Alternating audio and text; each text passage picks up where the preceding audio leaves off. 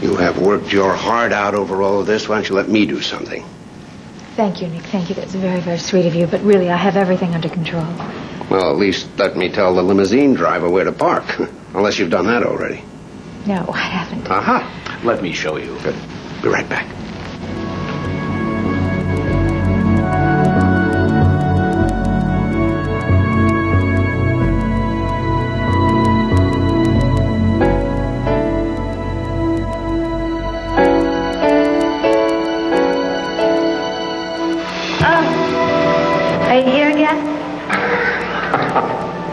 Yes, Erica, but not for long. I'm almost leaving.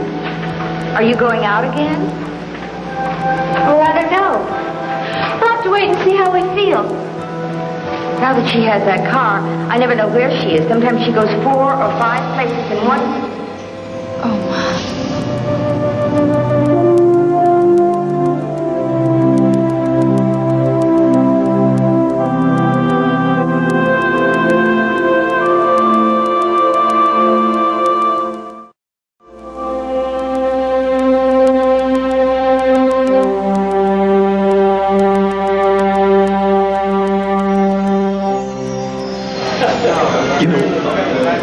Things got more hectic. I wanted to thank you, Mona. Whatever for? Well, for bringing Erica into this world. Without your love and guidance, she wouldn't be the exceptional woman she is. I am going to spend the rest of my life with her. She's lucky to have found you.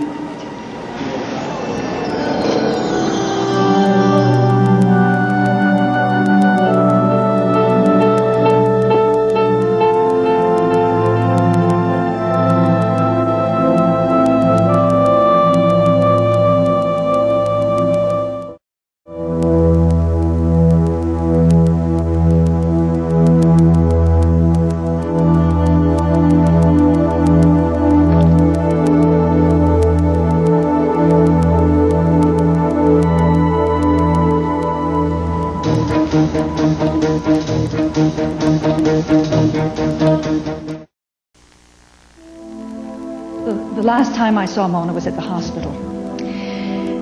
A patient that I had grown quite fond of had just passed away, and I wasn't in a very good mood. Mona was on her way home, and I'm afraid I was kind of short with her. She had worked a very hard, long day, and she had every right to go home. She didn't need me being rude to her. But that wasn't Mona. No, Mona stopped me and she sat me down. And she made me tell her what was wrong. We must have sat there for over 2 hours. And she just listened while I went on and on and on. Such patience, you know. That's the kind of true, good friend that Mona was. Mark, it's lovely. Mrs. Chance took special pleasure altering this one. Well, it's just perfect. Well, it just needs a little press, and then we're all set. Oh, fine. I'll just go heat up the iron. Oh, no, you won't. I'll do that. Listen, the way your hands are fluttering, I wouldn't trust you with an iron. You're liable to burn a hole in it. Oh, what a horrible thought. Go and get yourself gusset up for your bridegroom. Oh, Myrtle, I'm so happy, but I'm so nervous. Well, you wouldn't be a bride if you weren't, honey. Whenever there was a benefit at the hospital, Mona was always the first to volunteer. You never even had to ask her. She would just type up her list of volunteers, and at the very end of the page, she would quietly add her name. She never seemed to want to take credit for anything. She seemed happier just being in the background, you know. She was a true unsung heroine. When I think of Mona, I think of her as a single working parent at a time when women such as herself were looked down upon or completely ignored. I mean, I don't really understand how she did it, how she managed. I mean, she triumphed. She held down a steady job. She raised Erica. She was a wonderful role model for Erica and for Bianca. And I'm going to miss her more than I can say.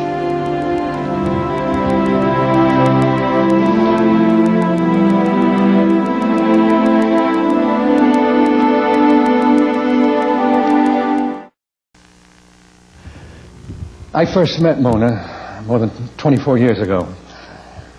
She was working for another good friend of mine, Dr. Charles Tyler. She was his secretary then. And they fell in love. I know firsthand how hard it sometimes can be to have a working relationship with your spouse. Charles and Mona were an inspiration. They had a wonderful marriage. And Charles just loved to boast about how lucky man he was to have found Mona. Who could argue? What is that woman doing here? Mona joined me for a few days of relaxation and sightseeing. Relaxation, you call it? Well, I call it out-and-out adultery. Phoebe. Look at her, dressed like some locust-feet strumpet. That is enough. Oh, enough, is it? Transporting your little doxy halfway around the world, parading your illicit relationship. I said that is enough. Don't you dare raise your voice to me, Charles Tyler. And don't you dare forget that you're a lady. Oh, I am so relieved to know, Charles, that you can still tell the difference between me and your backstreet front. Look, Charles, please. It's all right, really. Oh, yes, it's all right, really. You know who you are, don't you, you Jezebel? I want you to meet my very good friend, Professor Langley Wallingford.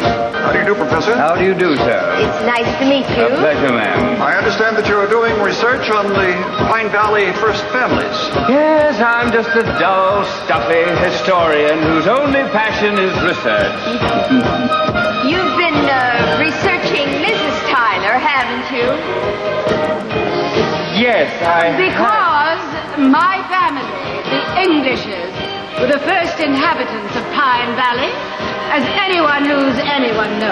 Oh, we do indeed. In fact, they were in the valley before even the pines. Embarrassing, Langley and me, by trying to force our family to choose between whether they're going to attend your wedding or ours. Oh, Phoebe, that is absurd. We didn't have any idea that you and the professor had set a date. It's just an unfortunate coincidence. And then to add insult to injury, imagine having to hear it from that tawdry little wife of Chuck's. Oh, you two, you would do anything to spoil my first chance for happiness in years. Mrs. Tyler, Charles is telling you the truth. Well, you expect me to believe you? You probably came up with this scheme in the first place. All right, Phoebe, that's enough. I won't have you talking to Mona that way. Mona, I can't tell you what a shock this is. It was so sudden. Charles never had any heart trouble that I knew of. Well, at least he died without suffering, and we can certainly be thankful for that. And he worked too hard. When he retired, he should have just spent more time and leisure instead of throwing himself back into that emotional maelstrom. Charles died doing the work he loved the most, Phoebe. And I'm very grateful for that. If he could have chosen, this is what he would have wanted. Were you able to see him before? Yes. Joe called me immediately, and I got there, and I was able to take his hand and tell him how very much I loved him. Oh, Mother, don't do this. Don't talk about this. I'm This all hurts right, too much. I'm all right. I understand your grief, Mona. I certainly do. Of course, I had Charles during his prime years when he was at his best and when he was so very happy. Well, of course, he was even happier in his later years, Mrs. Wallingford, when he married my mother. Just over a year ago, Mona faced her greatest challenge. It was cancer. But she fought it with her trademark combination of courage and strength and dignity. And she won her battle. And the fruits of her victory were the added months she had to live.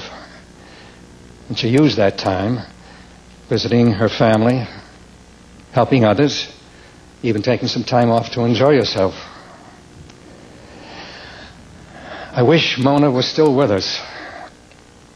But I think the best way we can honor her memory is by making an effort to live our lives the way she lived hers, with kindness and sincerity.